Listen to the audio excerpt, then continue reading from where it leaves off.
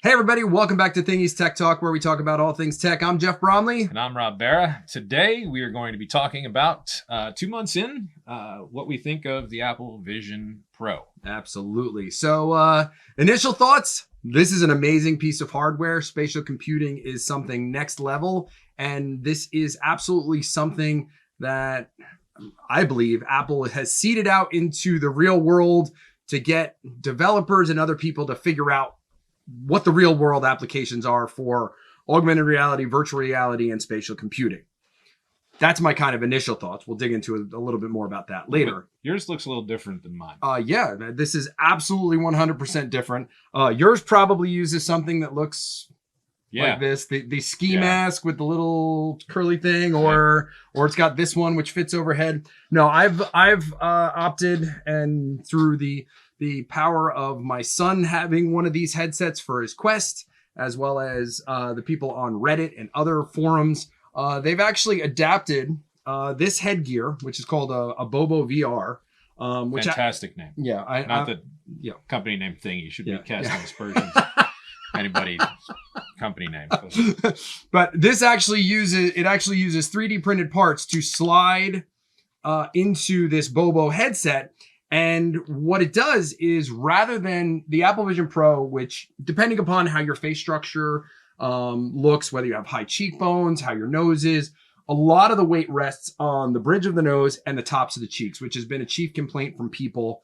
And Apple, who have tops of noses and cheekbones like this guy. Mine fits fine. I put it on my head, I strap it down, it's fine. Sure. You also have more hair, so maybe it's hair. Maybe it's hair. It's possible. I have no idea. But the challenge is, and if you look at the Quest, the Quest has a strap that goes over the top. So it's supporting this from the back, so it's not resting here. Where Apple, this just goes around the back of your head.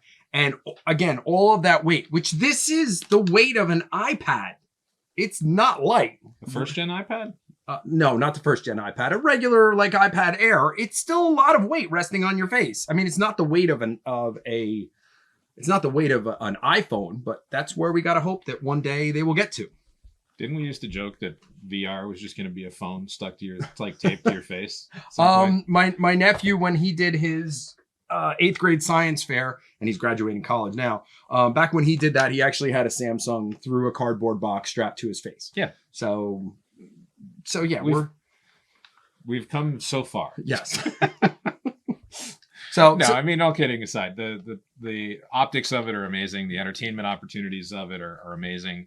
I know there was a big thing recently with the Masters app. I don't know if you watched. No, you didn't. I didn't hear about that. I know Jeff's a big golf fan, but the Masters had an app specifically for Apple Vision Pro, which allowed you to have multiple video windows open at the same time. And I missed this during. Yeah, you did. You could watch multiple holes happening all at different times. So you could be on Tiger and watch the leader. Hands with a tree, which was pretty hilarious. I don't know if you saw that. I did not see that. We'll put the link to that in the bio. An angle of Tiger saying adios to Vern Lundquist, and it looked like he was shaking hands with a tree. Anyway. So, yeah, I mean, the entertainment aspects of it are phenomenal. I'm looking forward to not watching my favorite hockey team in the hockey playoffs, watching, the first couple of rounds, several different windows open all at the same time. Yeah. So I can watch all the games. Mm-hmm. And, that part of it's fantastic. Yeah. I think the entertainment factor is going to be huge. Couple other practical applications that we've been thinking of, real world, let's say, more corporate business driven. I think that this definitely has a training aspect to it, because you put this on, you put them into a spatial environment, and you have that person locked in versus distracted on their phone or looking at something else or having their corporate training open while they're not really paying attention. Sorry, corporate trainers. This is just how people do their training. I mean, that's par for the course. Yeah. So there is that, and I think trade shows is another big opportunity with this. However, there are some challenges that we have to overcome. First off, and we did this practically with a few of our clients. Everybody's size is different. So I take the largest hockey helmet you possibly could take out there. So your head is much smaller, but this is the large band. And for somebody who may have a smaller head, this literally did not stay up on their head. The whole thing kept falling over. That and the what do they call this? I keep forgetting what the heck they call this piece. The light shield. The light shield. This is different based on who you are. So they have different versions of this as well as different versions of this. So it is something that has to be thought about. That's part of why they go through such a in-depth like measurement of your face and things when you are trying it out either in an Apple store or purchasing one. They take like all the dimensions of your face and stuff like that. It's kind of like Face ID. Mm-hmm. They take a lot of that into account, which is of course what you don't get when you buy a more mass market piece like the Valve Index or like the Quest. It really is, again, just trying to do something a little bit more involved and have a little bit more of a, I guess precision is probably the wrong word, but I will say one thing. On mine, I got the eyeglass inserts. Mm-hmm. It's nice. Not. Do you notice a difference having them versus not having them? Absolutely. Okay. All right. Absolutely. Yeah, because it's blurry. Stuff's literally okay. It's blurry.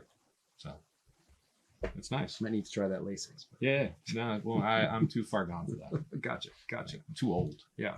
So some of the things we're talking about for the next version, which Rob and I, talk quite frequently about this.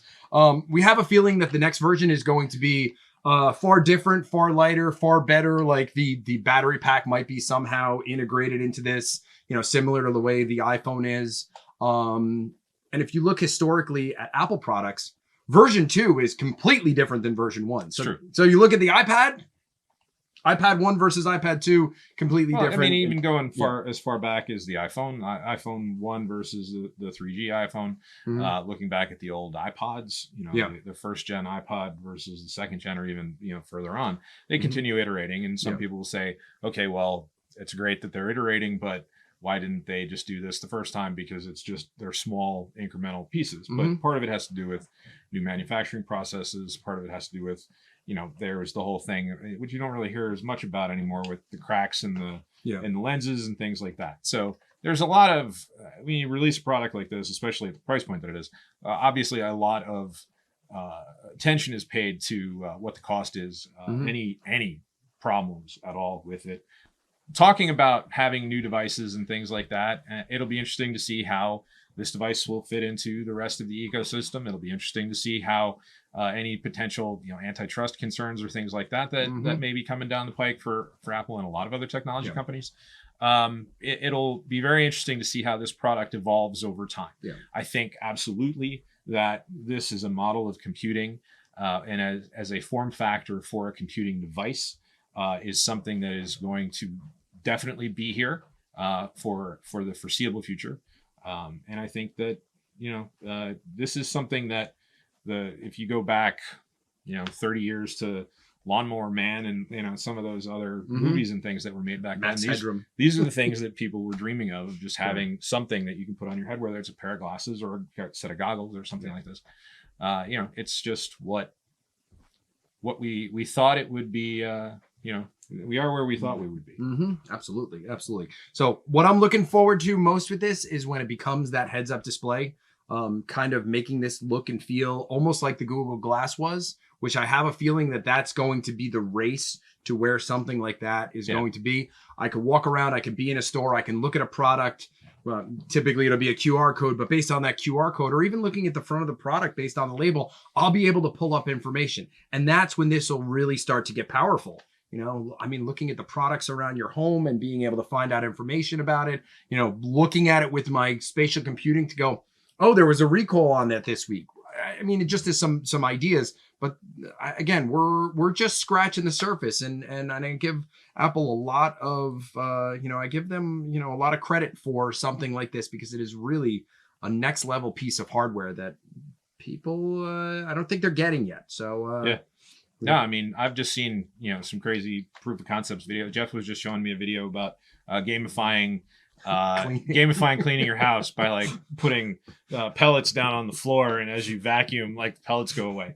Those are the kinds of things that, again, if you are, if you're learning how to clean, if you have children, there's certainly some effort that's involved there. Yeah. Mm-hmm. And maybe making a game out of it would be something that would get them Yeah. to do it. I mean, it's been tried with all sorts of things. Yeah. Pokemon Smile Yeah. does, it videos your child while they're with the or teeth your adult brushing. with your teeth brushing, Mm-hmm. and it gives them Pokemon for brushing their teeth well or doing Yeah. it long enough or stuff like that. Yeah. So there's certainly some benefits to gamifying Some of the mundane things, tasks yeah. that are hard to do. Yeah. All that, and you could be watching TV while you're still vacuuming. Right. So you can have a little TV screen here, vacuuming, cleaning up, and it's Yeah.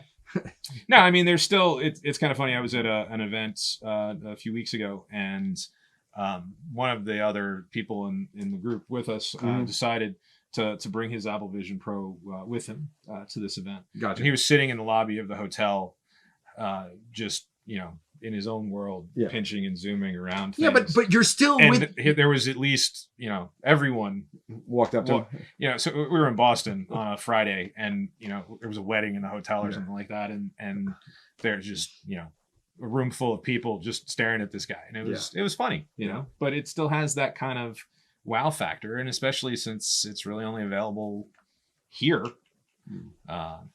there's still a lot more that can be done with this thing. So Absolutely. anyway. So we're gonna have more about the Apple Vision Pro when WWDC comes around. We'll keep you guys updated with that, because the next version of Vision OS will be coming out. So with Or that, at least described. Yeah, at least described. So, and as soon as we get opportunities to have betas, we will be installing it and starting to play with it. So And again, if you haven't had an opportunity to check one of these things out, let us know. We'll come by and say hi. Yeah. And be nice to see you. So yeah, absolutely. So for this episode of Tech Talk, I'm Jeff Bromley. I'm Rob Barra. Stay safe out there, and we'll see you soon.